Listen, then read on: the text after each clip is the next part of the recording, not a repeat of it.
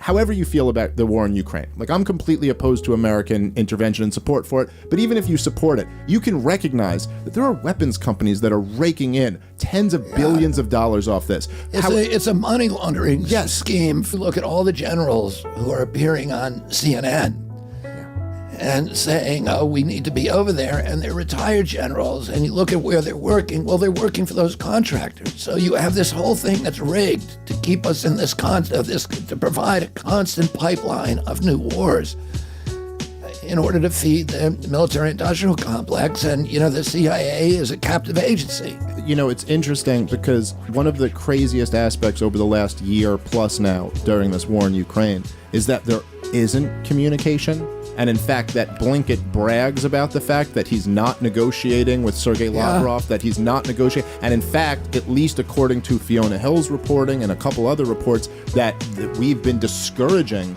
negotiations between the Ukrainians and the Russians. And it's like, my God, I mean, just imagine if your uncle was not willing to talk to the Russians during, say, the Cuban Missile Crisis or something. We would have wiped out humanity. Right. I mean, and so it's like the game that they're playing is there's no language strong enough for how reckless it is. It's insane, and the tell is that Zelensky calls up Prime Minister Xi from China and says to him, "Will you settle this war? Because I know that my supporters don't want it settled."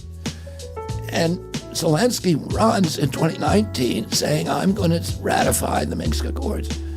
But he gets in there, and then the U.S. government moves in and says, we don't want that. We want a war with Russia. Yeah.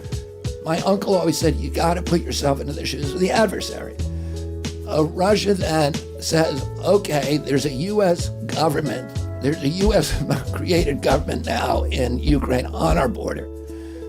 The Russians are worried about Ukraine because they've been invaded 3 times through Ukraine. And the last time they were invaded in World War II, Hitler invaded through Ukraine and killed 1 out of every 7 Russians. Right.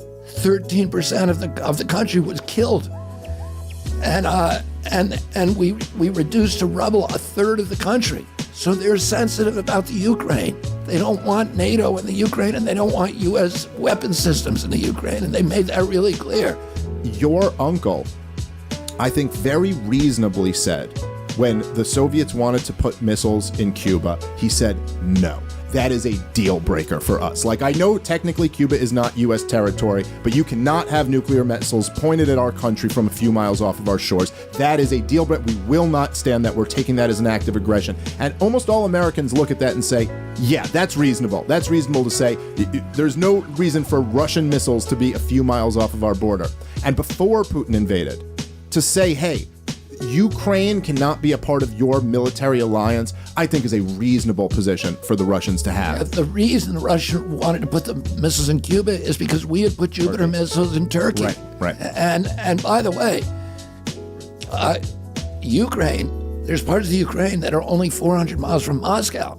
That's a lot farther than Cuba was from Washington, D.C.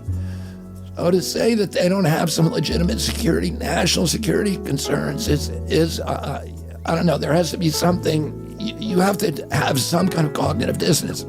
The threat, and we have a rule in our hemisphere, we've never been invaded. We have a rule in our hemisphere called the Monroe Doctrine that says nobody can put any weapons or any of their soldiers, no European country can put any of your, or Asian country. Right. Anywhere in our hemisphere, even Argentina, Tierra del Fuego, you're not allowed to do it.